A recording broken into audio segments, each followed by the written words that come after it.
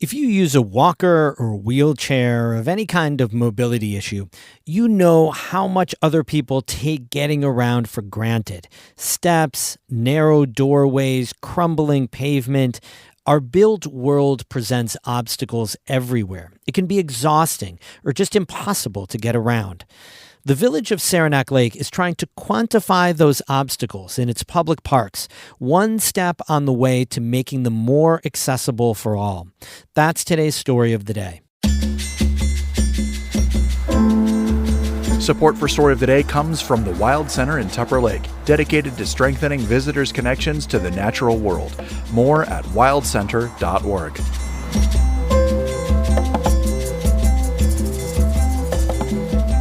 Hey, I'm David Sommerstein. It's Monday, June 2nd. First up, 4 people have been charged with kidnapping after an hours-long standoff in Tupper Lake last weekend. State police haven't released any information about the victim, but say they were allegedly taken from Plattsburgh and held against their will in Tupper Lake. The victim's clothing was removed, and police say they were choked until they became unconscious. The person escaped from the Tupper Lake home on Water Street on Saturday. State police led multiple search warrants and eventually arrested 3 people on Sunday, including 48-year-old David Clark of Tupper Lake and 2 other men from Connecticut. They also arrested 31-year-old Kurt Ackerman from Plattsburgh as an alleged co-conspirator. The head of the Adirondack Park Agency board is retiring this month. John Ernst was appointed chair of the APA board by Governor Kathy Hochul 4 years ago. He's served on the board since 2016. During his tenure as board chair, Ernst has helped strengthen ties between the APA and local communities. He's also led the board as the agency faced criticism over a lack of public hearings and a controversial proposed move of its headquarters to Saranac Lake. Ernst is in his mid-80s. He and his wife own Elk Lake Lodge and 12,000 acres around the property in the southern High Peaks. Ernst plans to retire after this month's APA board meeting. From smaller purchases like groceries to bigger ones like furniture, many companies now give customers the option to pay only part of their bill and cover the rest later. New York State is imposing new rules on those companies. The New York Public News Network's John Campbell reports it's an effort to regulate what's known as the buy now, pay later industry. Each year, hundreds of millions of people choose to split their purchases into interest-free payments. Now, New York is placing new restrictions on buy now, pay later lenders, which include consumer protections similar to those required for credit cards. State Senator James Sanders is a Queens Democrat who pushed for the new rules. We think that there's room in New York for them, as long as they understand that in New York we have rules. Some of the companies are pushing back. A trade group known as the Financial Technology Association says the new rules show a, quote, fundamental misunderstanding of the company's services. In Albany, I'm John Campbell for the New York Public News Network.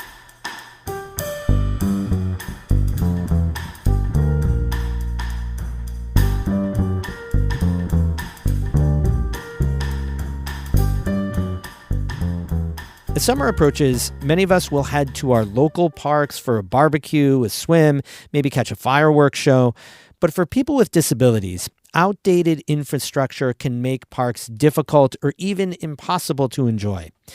Saranac Lake recently greenlit a study that'll document how the village can make its municipal parks more accessible. The village hired a team of surveyors, and David Escobar tagged along with them. It's a cold, misty morning at Lake Colby Beachfront Park. Nick Friedman and his team begin unloading a wagon filled with tools. Friedman pulls out a long tape measure and some chalk. So we're going to mark this with blue, with a cross in it, and then from here, really all our measurements fall out. Friedman is executive director of the nonprofit Accessible Adirondack Tourism. He's been commissioned by the village of Saranac Lake to assess accessibility across 12 public parks. Today's assessment starts by measuring the slope and the width of a walkway that runs from the parking lot to the public restrooms. For something like this, we'd say, okay, this needs to be resurfaced. It needs to be graded, it needs to be smooth, there needs to be no ruts. They can do, an asphalt repave on it if they want to, but the whole point is access. Outdoor accessibility is defined by 2 federal standards, the Americans with Disabilities Act and the Architectural Barriers Act. The laws ensure public spaces are designed to accommodate people with a range of mobility needs. But Tara Gagne says learning the law's finer points can be daunting.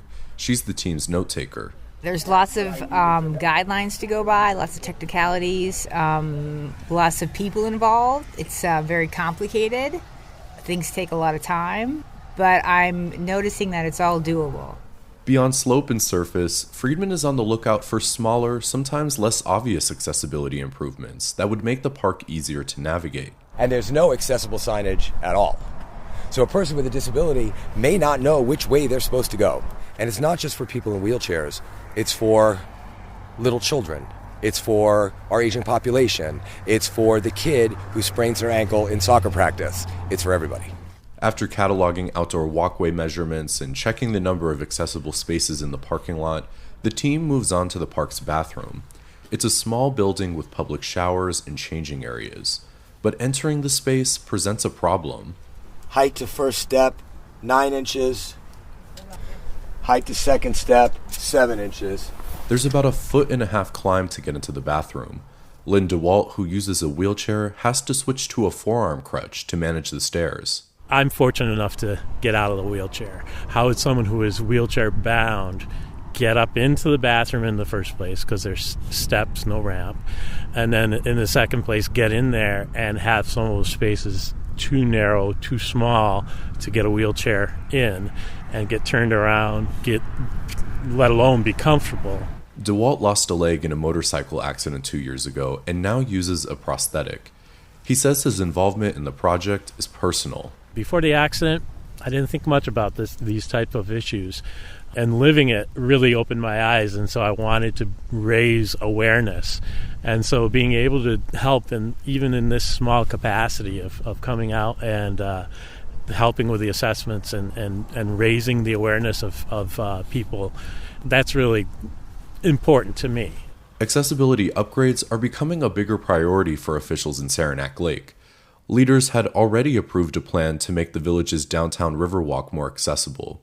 Community Development Director Katrina Glynn says the work this surveying crew is doing at the park will give the village a better idea of how and where to invest resources into future projects. You know, at this point, it seems that everything we're doing is being looked at through the lens of accessibility. We want to make sure that we are a place that people want to move to and they have options. It's important for the people that live here.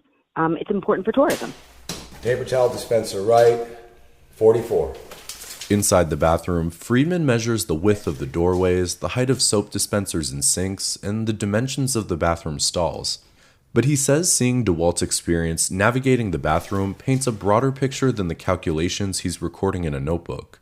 We can provide measurements, we can provide photos, but we have the actual people who will benefit from the remediation efforts here working with us. Based on the team's findings, Friedman would like to see new surfacing for the park's walkways and a ramp for the bathroom entrance. He says projects like these aren't cheap, but they're less costly than the alternative. Remediation is a lot less expensive than reconstruction. And bearing that in mind, that's the approach we're taking here. It's really up to the village to decide ultimately what's best for the people of the village with regard to new structuring, spending, etc. We're providing them with the opportunity to make an informed choice. Over the next few weeks, the team will continue visiting 12 of Saranac Lake's municipal parks. Once their assessments are complete, they'll present their findings and recommendations to the village board. David Escobar, North Country Public Radio in Saranac Lake. David Escobar is a Report for America Corps member. He reports on diversity issues in the Adirondacks through a partnership between North Country Public Radio and Adirondack Explorer. We have more news all the time on our website, ncpr.org. Music today by Michael Farley of Canton and Patricia Julian of Burlington. I'm David Summerstein, North Country Public Radio.